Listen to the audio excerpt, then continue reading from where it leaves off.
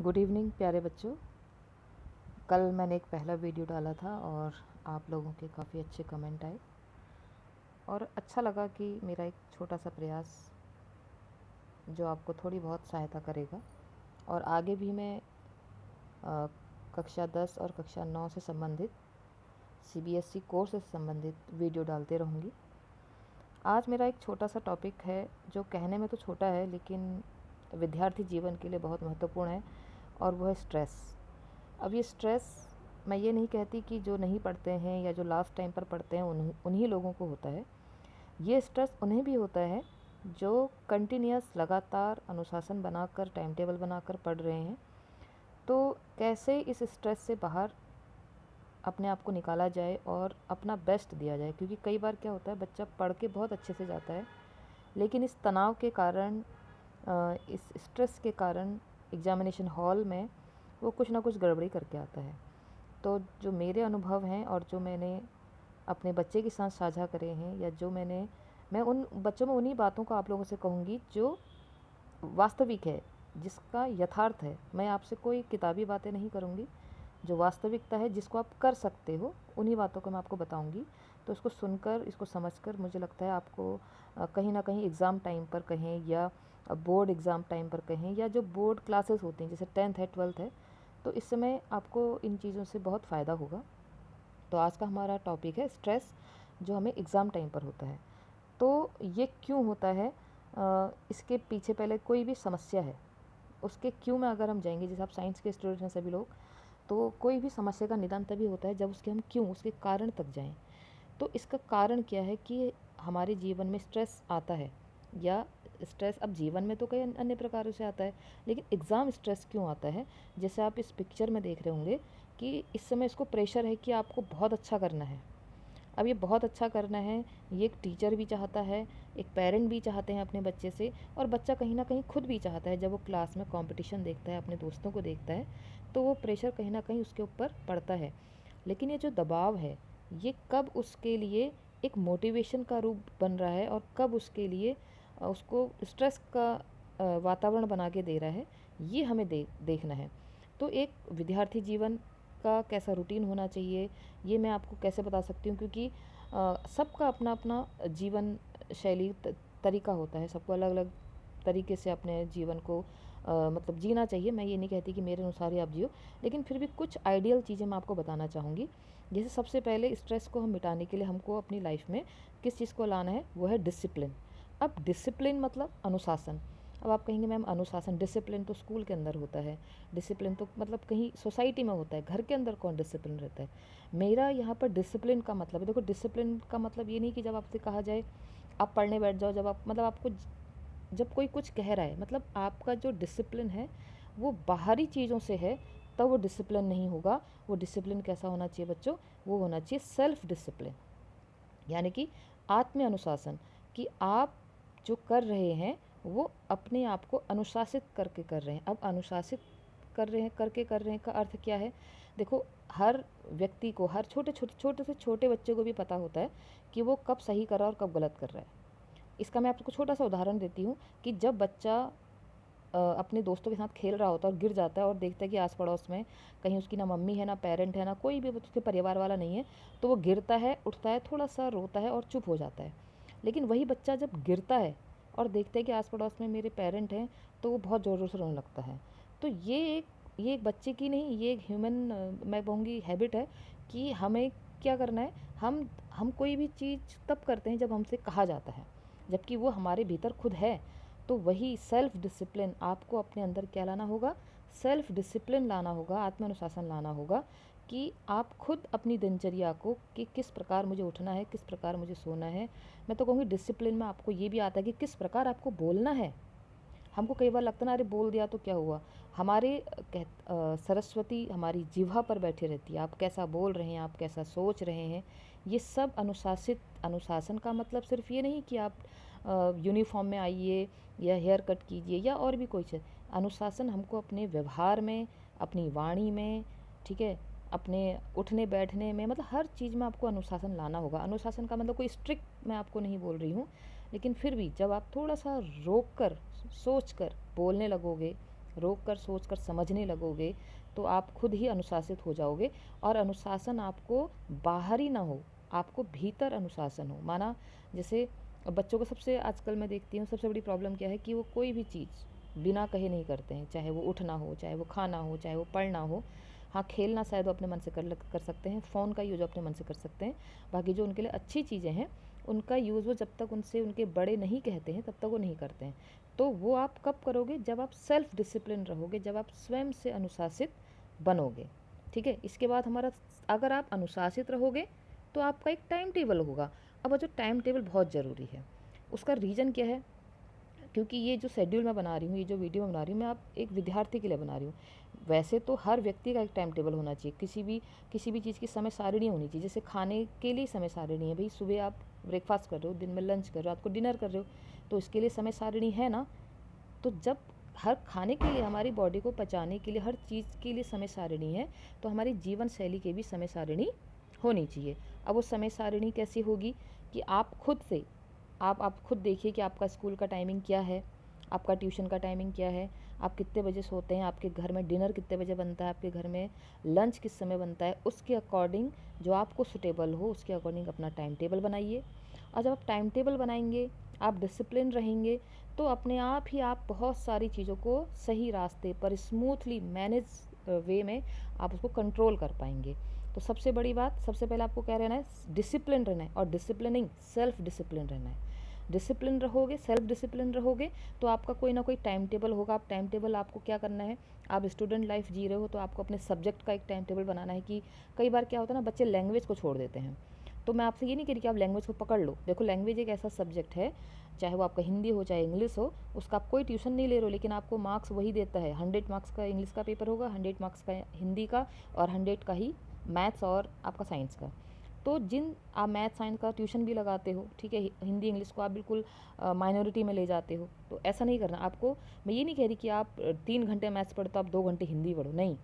आपको देखना है कि आप कैसे उसको मैनेज कर सकते हो। माना आप 4 दिन आप मैथ साइंस एसएसटी आप 4 दिन लगातार, या आप फिर पूरे वीक में आप उनको 2-2 घंटा दे रहे हो, 1-1 घंटा दे रहे हो, तो वीक में 1 या 2 दिन आप हिंदी और इंग्लिश, या आपका एआई सब्जेक्ट है या सीएस सब्जेक्ट है, कोई भी ऐसा सब्जेक्ट है जिसका आप ट्यूशन नहीं पढ़ते हो, तो हफ्ते में 1 दिन आप उसको भी दो। तो टाइम टेबल ऐसा बनेगा तो एग्ज़ाम स्ट्रेस अपना आप ख़त्म हो जाएगा बच्चों। क्यों?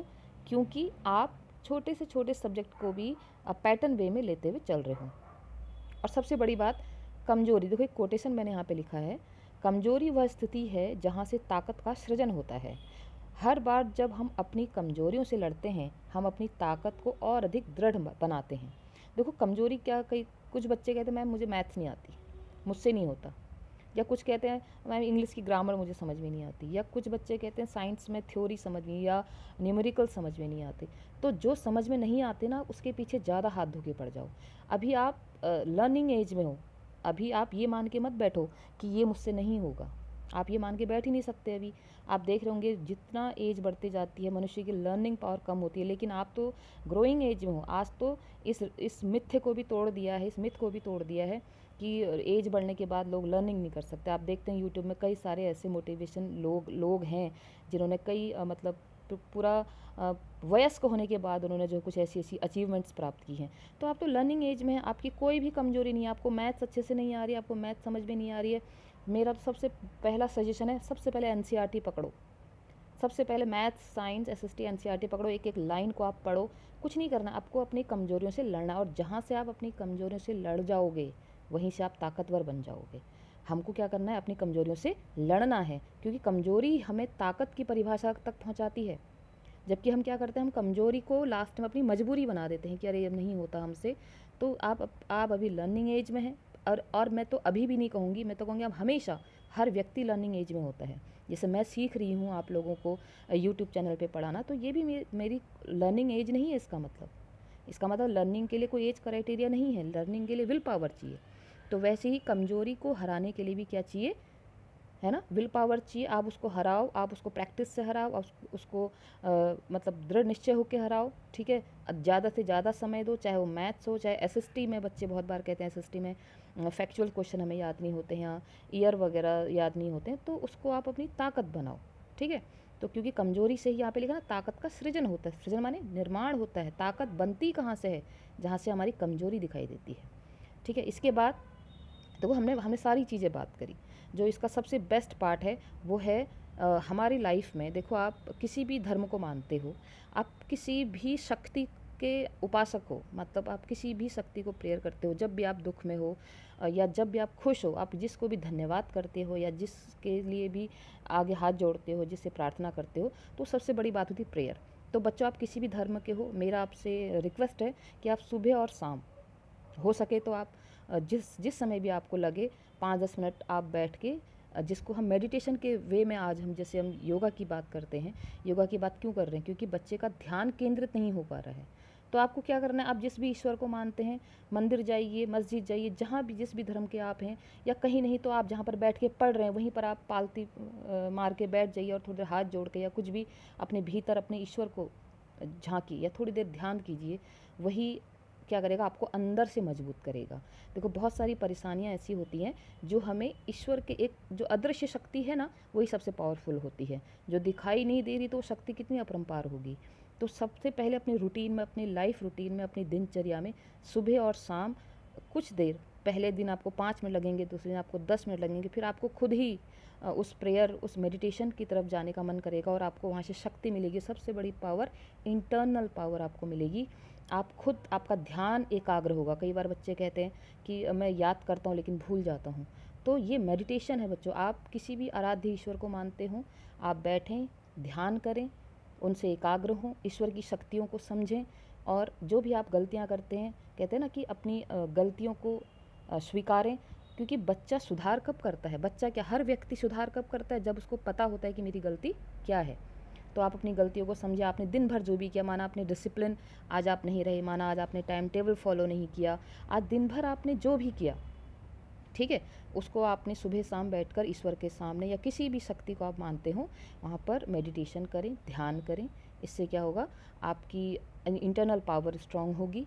और जहाँ पर है स्ट्रेस की बात, तो बेटा जब आप ऐसे सारी चीज़ें करोगे, जैसे मैंने पहले बात की सेल्फ डिसिप्लिन की, डिसिप्लिन रहोगे, सेल्फ डिसिप्लिन रहोगे, टाइम टेबल बना के रखोगे, और जहाँ पर मैंने डिसिप्लिन की बात की वहाँ पर मैंने आपसे बिहेवियर की बात भी की, व्यवहार अच्छा करना है। अच्छा व्यवहार करोगे तो अच्छा व्यवहार मिलेगा भी, अच्छा व्यवहार करना है। और टाइम टेबल की बात की तो आपको सारे सब्जेक्ट को टाइम देना है। अब वो कैसे देना है वो आप समझो, क्योंकि देखो डायरेक्ट बोर्ड एग्जाम नहीं होते हैं बच्चे के, पहले यूटी होता है, हाफ ईयरली होता है, प्री बोर्ड होता है, फिर बोर्ड होता है। तो फर्स्ट यूटी से ही बच्चा समझ जाता है कि मैं कौन से सब्जेक्ट में वीक हूँ। तो अपनी उन कमजोरियों से लड़ो, उन कमजोरियों पे ज़्यादा ध्यान दो।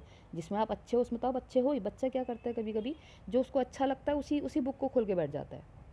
चलो कभी आप क्या करो, जैसे माना आपने 2 घंटे एसएसटी पढ़ लिया, एसएसटी में आप बोर हो गए, तो आप आधा घंटा मैथ्स के 2 क्वेश्चन कर लो, है ना। इससे क्या होगा, आपको एसएसटी से थोड़ा फिर वहाँ बोर भी नहीं हो गई। कई बार हम कंटिन्यूस एक सब्जेक्ट को नहीं पढ़ सकते हैं, तो जहाँ पर माना आपको पढ़ते पढ़ते नींद आ रही है, आपने यहाँ पे 2 क्वेश्चन मैथ्स के कर लिए, ठीक है। साइंस का कोई डायग्राम बना दिया, लेवल उसमें कर दिया, नेम जैसे बायो के नेम बड़े टिपिकल होते हैं, उनकी स्पेलिंग लर्न कर ली। तो कुछ भी आप ऐसे अपनी दिनचर्या को ऐसे बनाएं, तो इससे क्या होगा, आप एग्ज़ाम टाइम पर आपको कोई स्ट्रेस नहीं होगा, आप स्मूथली। क्योंकि बच्चों क्या, कई बार स्ट्रेस की वजह से बच्चा गलत आंसर करके आता है, या कई बार वो अपना आपा खो देता है। मैंने ऐसे बच्चे बहुत देखे हैं जो एग्ज़ाम, बहुत अच्छे अच्छे बच्चे जो इतनी मेहनत करते हैं और लास्ट टाइम पर एग्जामिनेशन हॉल में रोने लग जाते हैं, क्योंकि वो उनको अंदर से डर होता है। और इसके लिए मैंने आपको लास्ट जो आपको बताया, प्रेयर करना, मेडिटेशन करना, ठीक है, अपने बड़ों का सम्मान करना, मतलब अपने अंदर एक पॉजिटिविटी लाओ, एक सकारात्मक दृष्टिकोण लाओ।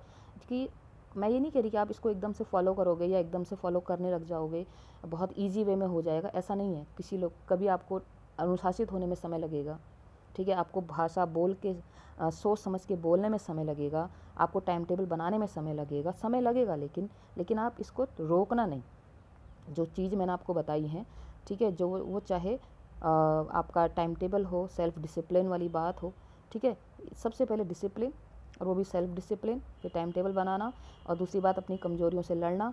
और सबसे बड़ी बात कि जब आप कहीं पर भी वीक महसूस कर रहे हो, कमज़ोर महसूस कर रहे हो, अपने पेरेंट्स से बात करें, अपने सब्जेक्ट टीचर से, अपने टीचर से बात करें, ठीक है। और उसके बाद भी अगर आपको, तो फिर ईश्वर से अपने अंदर झांकें, अपनी कमज़ोरियों को समझें, अपनी गलतियों से सीखें। तो जब आप ये सारी चीज़ों को करोगे, आपको एग्ज़ाम टाइम पे कोई प्रेशर नहीं होगा, आपको ये चिंता ही नहीं होगी कि मेरा पेपर अच्छा होगा या गंदा होगा या कैसा होगा वैसा। आपके अंदर इतनी सकारात्मकता एनर्जी भर जाएगी, इतनी सकारात्मक ऊर्जा आपके अंदर होगी कि आप हर रिजल्ट के लिए तैयार रहोगे। ठीक है बच्चों, तो आज का मेरा टॉपिक जनरल टॉपिक था। कहने को जनरल टॉपिक है लेकिन बड़ा दमदार टॉपिक है, इसलिए मैंने सोचा कि आज मैं आपको इस विषय पर थोड़ा समझाऊं। आशा करती हूँ कि आपको मेरी बात समझ में आई हो, और आपको अच्छा लगता है तो चैनल को लाइक सब्सक्राइब कीजिए, कमेंट भी कीजिए, और आगे आने वाली वीडियो में मैं आपको हिंदी से रिलेटेड और भी बहुत सारी चीज़ें बताऊँगी। तो आज के लिए इतना ही, धन्यवाद।